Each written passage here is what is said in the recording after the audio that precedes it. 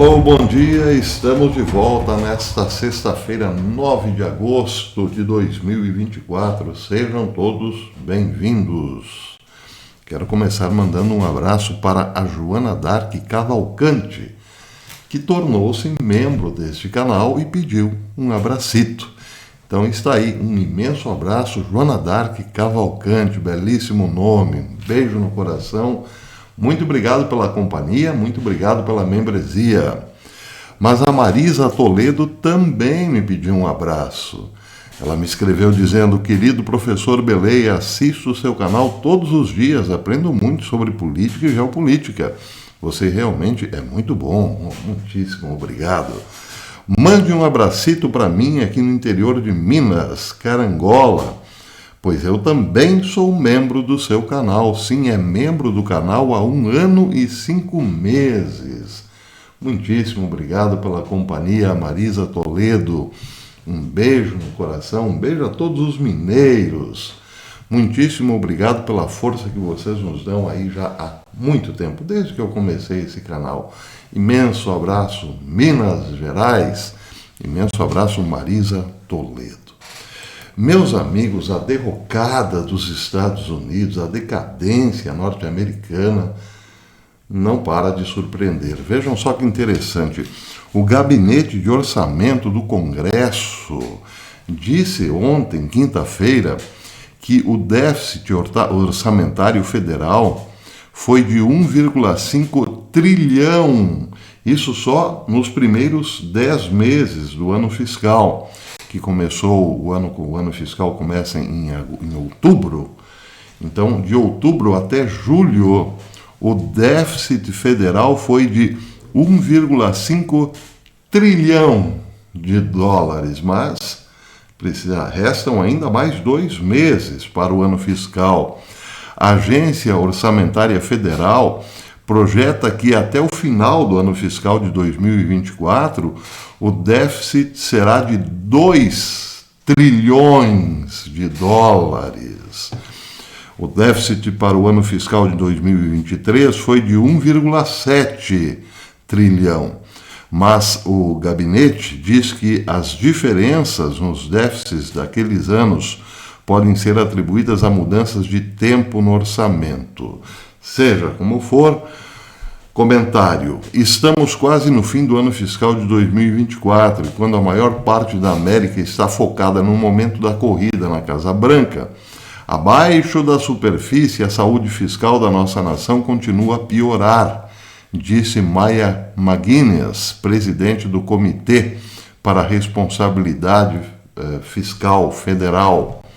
Em um comunicado à imprensa, ela disse: acabamos de ultrapassar 35 trilhões em dívida bruta e as projeções atuais do Gabinete de Orçamento do Congresso estimam que tomamos emprestado outros 242 bilhões em julho.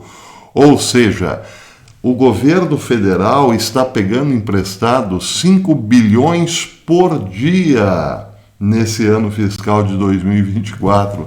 Sabe-se lá o que é isso, não é? 5 bilhões por dia em empréstimo. Dá-me cá, porque a máquina tem uma fome insaciável. Nossa trajetória fiscal não pode ser deixada no piloto automático, disse ela. Os riscos são muito altos e as consequências muito íngremes para deixar a dívida nacional subindo perpetuamente. Já a Fundação Peter Patterson, fundada por Peter Patterson, ex-secretário de Comércio do presidente Richard Nixon, estima que a dívida nacional já passou os 35 trilhões de dólares. Ou seja, ela está na casa hoje de 104.193 dólares para cada habitante dos Estados Unidos. Já imaginaram? A criança nasce com uma dívida de 104.193 dólares. Historicamente, os nossos maiores déficits foram causados pelo orçamento de gastos em torno de emergências nacionais, como grandes guerras ou grande depressão, declarou a Fundação em seu site hoje. Hoje, nossos déficits são causados principalmente por fatores estruturais previsíveis. Nossa geração envelheceu, a geração Baby Boom envelheceu, custos crescentes com assistência médica e um sistema tributário que não traz dinheiro suficiente para pagar o que o governo prometeu aos seus cidadãos. Mas aqui é preciso observar também que pallets e mais pallets com toneladas e toneladas de dinheiros foram enviados também para a Ucrânia, a toque de caixa. Já o think tank Truth in Accounting afirma que a dívida nacional real estaria mais próxima de 156,8 trilhão de dólares se as promessas não financiadas da Previdência Social e do Medicare fossem incluídas. Bem, aí você se pergunta, tá, mas tanta dívida assim significa o que exatamente? Aqui o escritor Daniel Lacalle, do Instituto Mises, diz o seguinte: a taxa de desemprego nos Estados Unidos subiu para 4,1%, a mais alta em 3 anos, o que também é significativamente maior do que o nível visto em 2019. Bem, em junho houve um aumento de 70 mil empregos no governo. Só que tem um detalhe, a economia parece que está afundando, mas teve 70 mil empregos. Presta atenção no que ele diz. Grande parte, 1/3 da criação desses novos empregos foram para o setor público. Ou seja, são empregos que acabam gerando mais dívidas.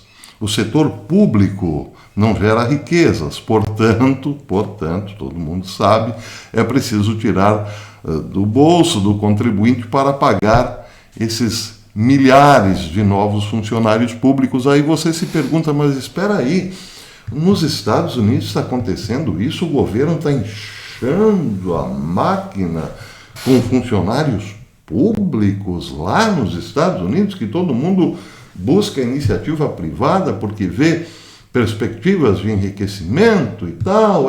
Pois é, lá nos Estados Unidos está acontecendo isso. Vem para cá você também, o governo abre as portas, contrata um monte de gente, mas um monte mesmo, e certamente depois, claro, terá votos também relativos a essas portas abertas para um grande número de funcionários públicos, né? Você deve estar de queixo caído. Se as coisas estão assim lá, imagina na Jamaica, não é? Lembrando uma música do Caceta e Planeta. Pois é.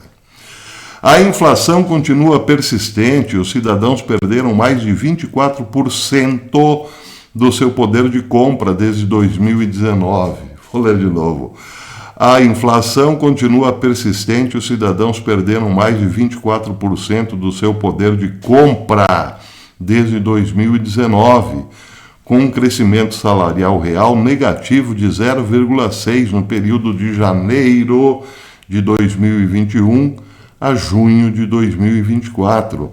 O crescimento salarial real em 2024 está aumentando apenas 0,8% ano a ano. Isso mostra que o índice de miséria dos Estados Unidos está subindo para 7,4% em julho. Uau! Em janeiro já era altíssimo, era 6,8%. Agora em julho já está 7,4%. O índice de miséria, que mede desemprego e inflação, atingiu o fundo do poço em 6,8% em 2023. Só que de lá para cá descobriu-se que uma vez que você chega ao fundo do poço dá para cavar um bocado ainda. Tem um porão depois do fundo do poço. Além disso, o índice está muito longe do nível pré-pandêmico de 5,4%. Antes da pandemia, aqueles que eram inimigos do leirão diziam: meu Deus, não dá para suportar, olha só, o índice está em 5,4%. Agora está em 7, quanto? Eu tinha dito aqui 7,4%. Pois é. Faz o M, Misifio, tem sempre um gaiato a dizer isso, né? Sempre tem um gaiato a dizer isso. Bem, se os Estados Unidos vão mal com esse governo, não se preocupem porque eles podem vencer a eleição novamente. É incrível, não é? Essa alternância de poder, que seria uma solução para quem fracassou, parece não estar mais no horizonte dos eleitores. Para que mudar, não é, se o time está perdendo? Bem, claro, isso levando-se em conta que o pleito lá nos Estados Unidos está dentro da mais absoluta e rigorosa normalidade, não é? Se for assim, Kamala Harris tem chance, claro, de emplacar a mesma e velha política que está levando os Estados Unidos e o mundo à bancarrota. Só que tem um detalhe: se Kamala Harris representa tudo isso que está destruindo os Estados Unidos, não se preocupem, porque o vice de Kamala, bem, esse é possível, trabalha para a China. Então, se as coisas estão ruins, vão mal, elas podem piorar caso o vice acabe se tornando o titular por uma eventualidade, né? Sabe-se lá. Vejam só que interessante. Matéria publicada no Gateway Pundit de ontem. Kamala Harris escolheu Tim Walz como seu companheiro de chapa para a próxima eleição. Essa decisão levanta sérias preocupações sobre a segurança nacional e a integridade dos valores americanos, dadas as políticas radicais de Walz em seus extensos laços com a China comunista.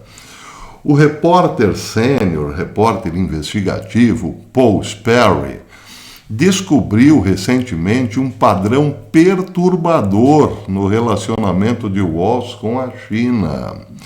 De acordo com o jornalista investigativo Paul Sperry, Walz viajou para a China anualmente desde 1996 até pelo menos 2003.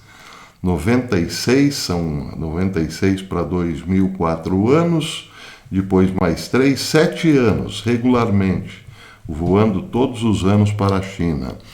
Suas viagens não eram meramente para turismo, ele recebeu um visto especial de trabalho do governo chinês, o que levanta questões sobre sua lealdade e motivações.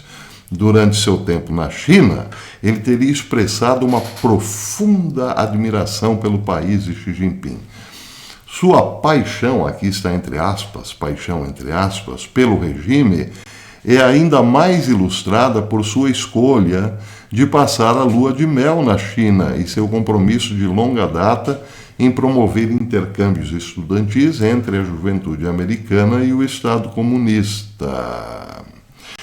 Jesse Waters ampliou essas preocupações em seu programa no Prime Time, afirmando: o novo vice-presidente escolhido, Tim Walz, tem laços profundos com a China. Ele já foi à China mais de 30 vezes e não acha que eles sejam os nossos maiores rivais. Na verdade, ele diz que nunca jamais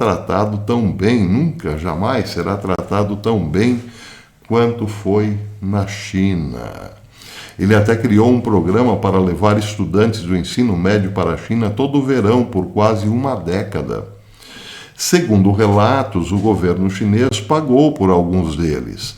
Enquanto eles estavam no exterior, Walz teria dito aos estudantes para minimizarem sua americanidade. Olha, comportem-se, não se mostrem americanos demais quando estiverem na China, ok? Bem, a contrapartida não é igual, não é? Claro, todo mundo entende. E por aí vai, né? Existe aqui muito relato sobre as ligações suspeitas de Tim Walz, a quem o meu querido amigo Fernando Faleri chama de Xinganei. Xinganei. Então, se as coisas já estão ruins agora, podem ficar bem piores depois, porque imaginem, né?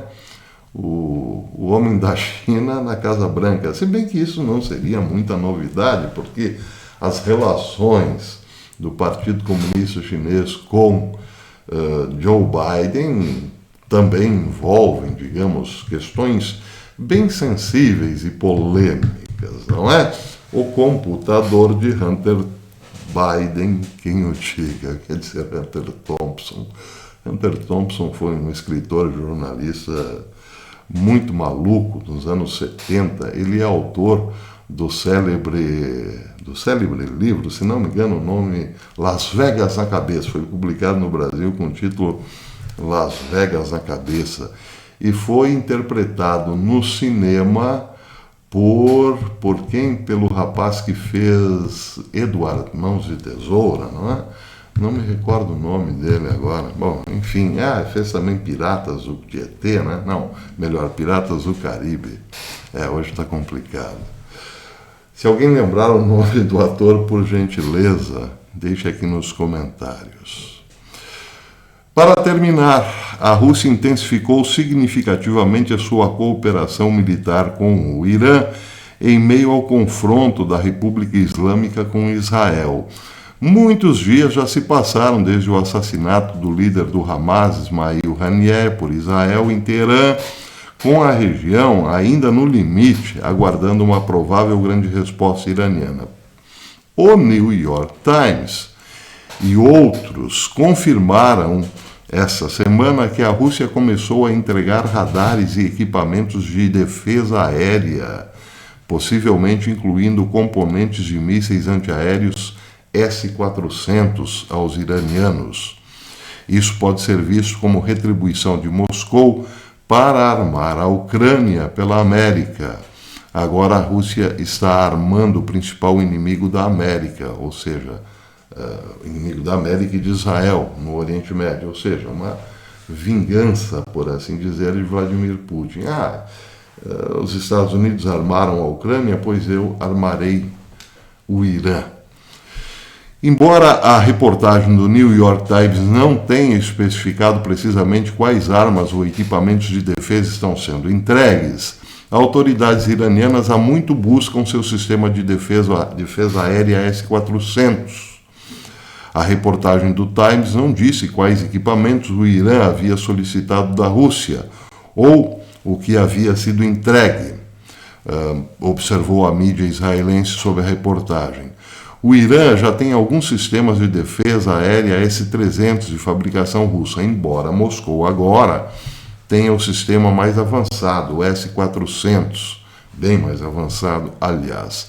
Os iranianos também estariam pressionando Moscou para cumprir a entrega dos caças Su-35S, os modernos Sukhoi, que foram prometidos anteriormente em um acordo de defesa, já que a temperatura regional está esquentando rapidamente.